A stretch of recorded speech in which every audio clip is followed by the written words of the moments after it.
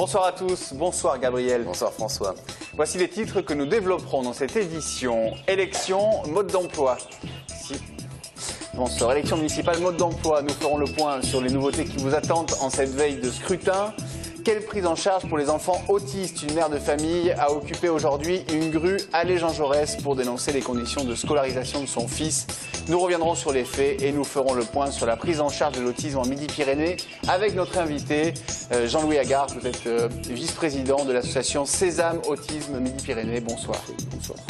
On parlera sport également avec le Phoenix Toulouse Handball, le Toulouse Football Club et le Stade Toulousain. Mais pour débuter, nous vous le rappelons, le premier tour des municipales, c'est ce dimanche, ouverture des bureaux de vote dès 8 h. Explication sur les spécificités et les modalités de vote de cette année. Marlène Canal. Pour les plus de 18 ans français et inscrits sur la liste électorale de leur commune, une pièce d'identité est obligatoire pour les votants dans les communes de plus de 1000 habitants. En revanche, pour les communes de moins de 1000 habitants, la seule carte électorale suffit. Il s'agit de favoriser la participation électorale dans les petites communes. La règle est la même pour les citoyens de l'Union européenne résidant en France.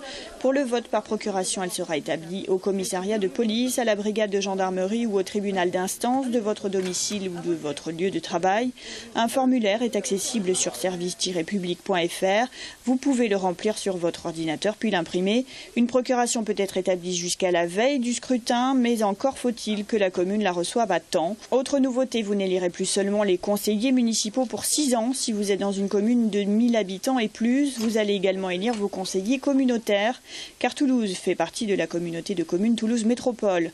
Enfin, pour une commune de 1000 à 3499 habitants, le mode de scrutin change. Les conseillers municipaux ne sont plus élus au scrutin majoritaire, mais au scrutin de liste bloqué. Vous ne pouvez plus ni ajouter de nom ni en retirer. Le panachage n'est plus autorisé. Vous votez en faveur d'une liste que vous ne pouvez pas modifier. Si vous le faites, votre bulletin de vote sera nul.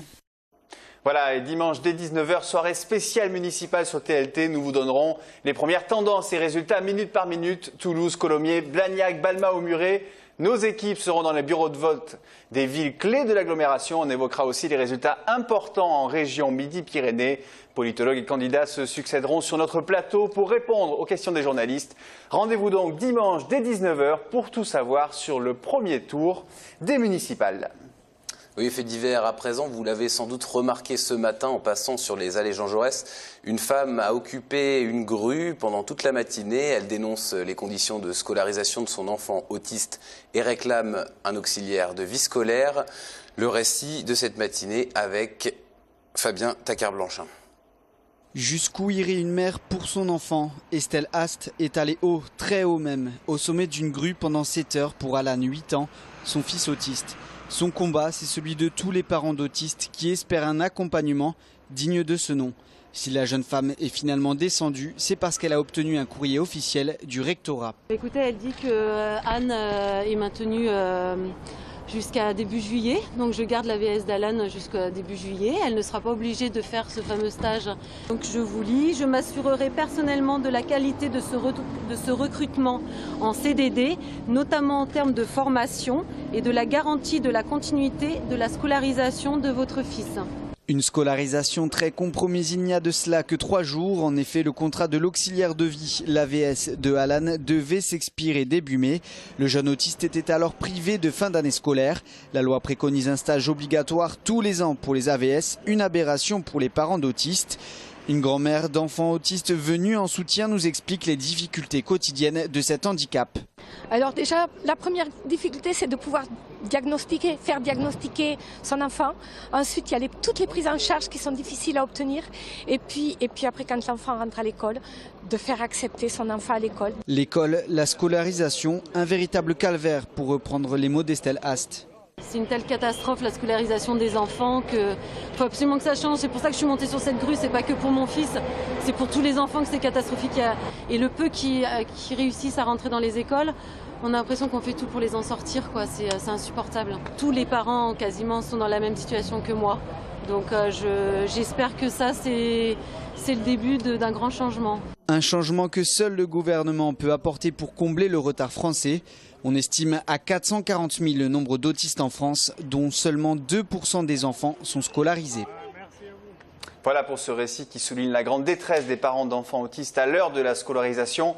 Jean-Louis Agard, bonsoir. Bonsoir. Vous êtes le vice-président de l'association Sésame Autisme Midi-Pyrénées. Quelques mots tout d'abord sur l'histoire d'Estelle Haste. Vous avez échangé avec elle aujourd'hui. Tout à fait. Quel regard vous portez sur son action? Mais tout d'abord, je suis très admiratif de son courage. Je m'étonne que ce type d'accident ne soit pas plus fréquent parce que le sort réservé aux mamans d'autistes est quand même assez désastreux. Que son problème de déscolarisation de l'enfant à la suite d'un arrêt de prise en charge par un AVS, d'un arrêt de contrat d'AVS, c'est quelque chose d'extrêmement courant, c'est très fréquent. On a très fréquemment des mamans obligées d'arrêter de travailler. Alors ne parlons pas des familles monoparentales où c'est encore pire, parce que là il n'y a même plus de revenus. Mais les mamans sont obligées d'arrêter de travailler parce que le contrat de l'AVS s'arrête et que à partir du moment où l'enfant n'a plus d'AVS, l'école refuse de le recevoir, ce qui est parfaitement illégal d'ailleurs, mais c'est la pratique courante. Alors, avant de vous poser ma question, je vais d'abord apporter une petite correction au sujet que vous avez vu sur les enfants autistes. En fait, il s'agit de 25% d'enfants autistes scolarisés en Midi-Pyrénées. Comment vous l'expliquez, justement, ce faible taux d'enfants scolarisés ? Alors, le taux d'enfants scolarisés est à peu près de un quart des enfants autistes, hein, ce qui est infiniment plus qu'il y a quelques années. Hein, on est vraiment en progrès à ce niveau-là. Par contre, ces scolarisations, c'est 25% en nombre absolu d'enfants accueillis dans une école, mais accueillis quand, comment, certains sont accueillis une demi-journée par semaine. J'en connais qui sont accueillis 1 heure par semaine. C'est absolument désastreux. Et ils sont comptabilisés dans ces 25%. Donc ils sont comptabilisés dans ces 25%. Alors si on compte en horaire, peut-être qu'on arrive aux 2% qui sont annoncés. Je ne sais pas, je n'ai pas fait le calcul.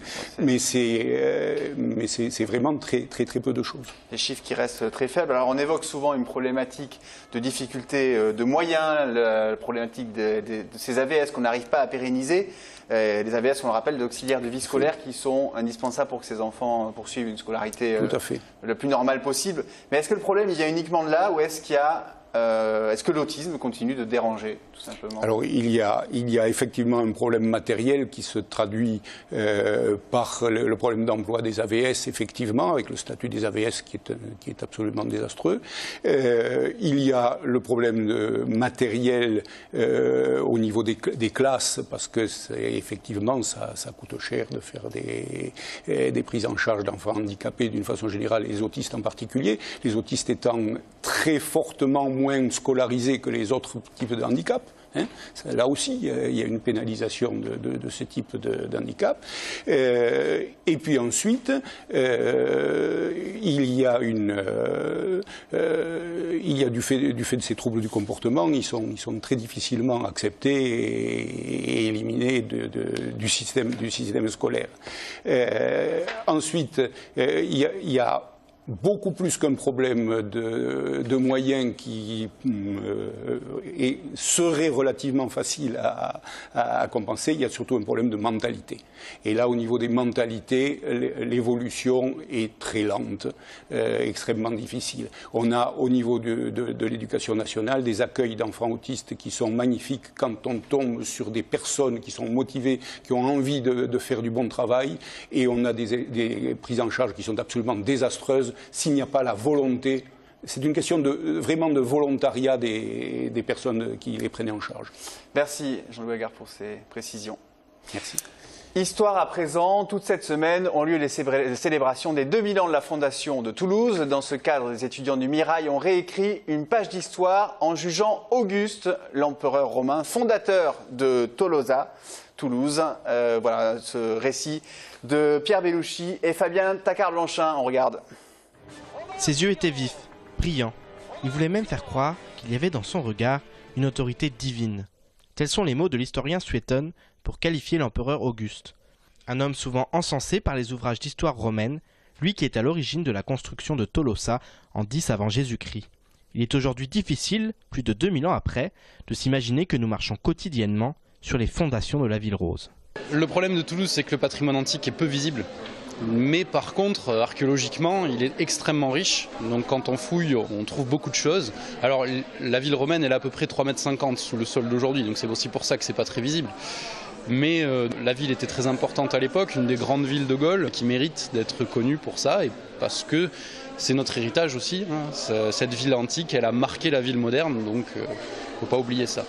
À l'initiative des étudiants de la faculté d'histoire du Mirail, l'empereur Auguste a pu renaître le temps d'un procès. Dans une ambiance bon enfant, les Romains d'un jour se sont amusés à remonter le temps. L'occasion pour eux de s'essayer au métier d'acteur, mais aussi et surtout de promouvoir leur discipline. Et j'espère qu'avec cette représentation, on a pu apporter une autre vision de l'histoire ancienne et peut-être toucher des gens, que la classe qui était présente ce soir ait envie d'ouvrir un livre et de regarder qu'est-ce que était Rome. Peut-être, j'espère qu'on y sera parvenu. Une volonté d'en finir avec le manque d'intérêt dont souffre l'histoire. Pour cela, les festivités de cette semaine de l'Antiquité continuent jusqu'à dimanche, afin que Toulouse-la-Romaine reste éternelle. Et ils sont jeunes, ils sont catholiques et se rassemblent en ce moment à Toulouse. Je ne parle pas des Journées mondiales de la jeunesse, mais bien des rencontres intercatho. Tous les 2 ans, les 5 plus grands instituts catholiques de France se retrouvent. Cette année, c'est à l'Institut catholique de Toulouse que cela se passe. Jérôme Bolloc a demandé à ces jeunes pourquoi ils avaient choisi de mêler études et religion. Ils s'appellent Nicolas, Louis et Olivia. Ils ont comme point commun d'étudier dans des facs catho, un choix très personnel. Je suis assez feignante, du coup j'ai besoin qu'il y ait de la discipline et que ce soit des petits effectifs en classe. Pour moi les enseignements techniquement c'est quand même basiquement la même chose. Mais après c'est vrai qu'il y a quand même malgré tout une morale laïque derrière la plupart des enseignements. Laïque ou catholique alors ? Une morale catholique. Mais à 20 ans, qu'est-ce que ces étudiants attendent comme changement de la part de l'Église ? Par exemple, les prêtres avec le droit de mariage. Déjà, tout simplement, et un peu plus de souplesse au niveau de certaines pratiques. C'est vrai qu'il n'est pas forcément idéal dans toutes les paroisses, mais ça, on ne peut pas forcément tout révolutionner. Il faut donner le temps au temps. Pour le recteur de l'Institut catholique de Toulouse, c'est sûr, l'arrivée du pape François a donné un nouveau souffle à l'Église. Je pense que les effets se feront sentir à long terme. De fait, on voit, il y a une certaine modification d'image du rapport entre l'Église et le monde, quelque chose de beaucoup plus simple, de beaucoup plus fraternel, de beaucoup plus cordial. Alors je crois que c'est quelque chose qui va progressivement un petit peu se déployer dans l'ensemble de la vie de l'Église, y compris pour les institutions universitaires comme les nôtres. Les 5 universités catholiques de France regroupent 27 000 étudiants. Précision importante, il n'est pas obligatoire d'être catholique pour y étudier. Nous ouvrons à présent la page sport de cette édition et on débute par du handball. Victoire hier du Phoenix face à Dijon, 30-26. Voilà qui positionne les hommes de Joël Da Silva à la 4e place. Ils postulent plus que jamais pour une qualification européenne. On écoute Jérôme Fernandez, le capitaine de cette équipe, qui nous parle de cette belle saison et de ses attentes pour les matchs à venir. Son image Alain Sorat, Samuel Prieur pour les questions, on écoute. J'ai envie de vous dire que oui, on est à la lutte avec Nantes pour cette fameuse 4e place. Mais après, on sait très bien qu'il reste beaucoup de matchs et que la dynamique de groupe peut peut-être changer. Donc il faut conserver cette dynamique de confiance, d'euphorie. Essayer de prendre un maximum de points match après match. Et après, on avance, on verra de quoi sera fait le mois d'avril et le mois de mai. Objectif, viser une qualification en Coupe d'Europe, on l'espère pour la saison prochaine. Bien sûr, c'est vrai que quand on a fait 8 mois dans le haut du tableau et qu'on sait qu'on en a les moyens, on a envie de jouer notre carte à fond. Mais comme je vous l'ai dit, après ça ne dépend pas que de nous. On va donner le meilleur de nous-mêmes, comme depuis le début de la saison. Et puis après, on espère que les autres équipes ne nous empêcheront pas d'atteindre cet objectif. Voilà, une interview à retrouver en intégralité dans Côté Sport ce soir à 19h40, évoquant maintenant les temps forts du reste du week-end avec une belle affiche pour le Stade Toulousain qui retrouve le championnat après 3 semaines d'interruption. Direction Paris pour y affronter le Stade Français. Les Toulousains décontractés qui ont travaillé leur alignement en touche du côté de l'aéroport. On avait un tweet à ce sujet sur le compte de Luc McAllister que les voici en rang. déjà concentrés, enfin quand même plutôt à la cool jusqu'à présent. Ça sera sûrement autre chose demain. Le TFC, en grande forme, accueille un mal classé Évian-Thonon-Gaillard. Marion Posé vous donne les détails. Le TFC affronte Évian-Thonon-Gaillard demain soir au Stadium lors de la 30e journée de Ligue 1. Les joueurs toulousains 8e au classement tenteront de prendre leur revanche sur Évian, 17e et aux portes de la relégation. Au match aller, Léo Savoyard s'était imposé 2-1. Pourtant, samedi, ce sont bien les Toulousains qui seront favoris, eux qui restent sur 3 victoires consécutives. Ils pourront compter sur 2 hommes en forme, Wissam Ben Yedder et Serge Aurier. TFC Évian-Thonon-Gaillard, coup d'envoi samedi à 20h au Stadium. En top 14, place au choc des stades. Ce samedi, Toulouse se déplace en terre parisienne pour affronter le Stade français, 4e, à l'occasion de la 22e journée. Les joueurs de Guinovès, 5e au classement, pourront compter sur le retour de leurs nombreux internationaux. C'est un match charnière pour les Toulousains à 5 journées de la fin du championnat. La victoire est donc impérative pour les Rouges et Noirs s'ils veulent terminer parmi les 6 premiers et participer aux phases finales. Le choc des stades, c'est samedi à 15h au Stade de France. Voilà, et on termine par un peu de culture, Gabriel. Oui, la musique vous avait manqué cette semaine, et alors on va vous donner quelques idées sorties pour le week-end. Électro et variété d'abord ce vendredi soir, puis le maître Claude Nougaro pour le samedi soir, les suggestions de Pascal Soers. Locomotive. Mars 2014, 10 ans que Nougaro nous a quittés. Samedi, Audi Sud Blagnac rend hommage à l'artiste toulousain à travers une exposition consacrée aux divers domaines artistiques qu'il a explorés. Sur place, dès 14h, l'INA propose des centaines d'archives vidéo et audio, des plus connus aux plus rares et insolites. Au programme de cette journée, également des conférences, des projections. Hélène Nougaro, dès 18h, qui dédicacera son livre Claude Nougaro.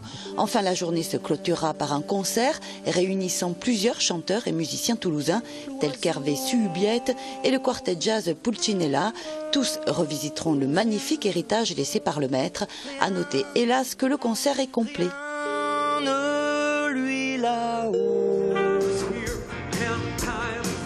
À peine une quinzaine de représentations depuis son lancement et déjà 7000 spectateurs ont assisté au nouveau spectacle du Casino Barrière de Toulouse bâti autour des plus beaux duos.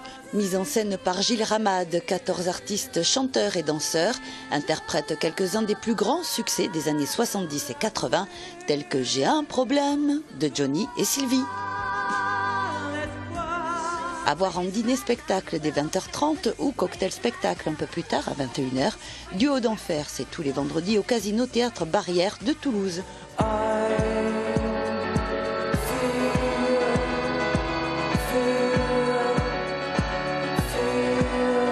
Changement de rythme et de registre avec Griffjoy, groupe pop-rock teinté d'électro, originaire de Nice, en concert ce soir à 20h au Saint-des-Saints, place Saint-Pierre. Moyenne d'âge 22 ans, les 4 artistes sortis du Conservatoire de Nice et de la musique classique ont trouvé leur voix dans l'électro, entre douleur et joie, comme le nom qu'ils se sont donné.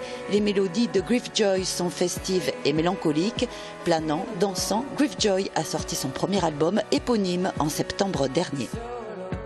Voilà, c'est ainsi que nous terminons cette édition. Merci, Monsieur Lagarde, pour vos éclairages. Bonsoir, merci. On vous souhaite le meilleur week-end possible. À très bientôt sur TLT. Lundi, Sophie Voinis à cette place.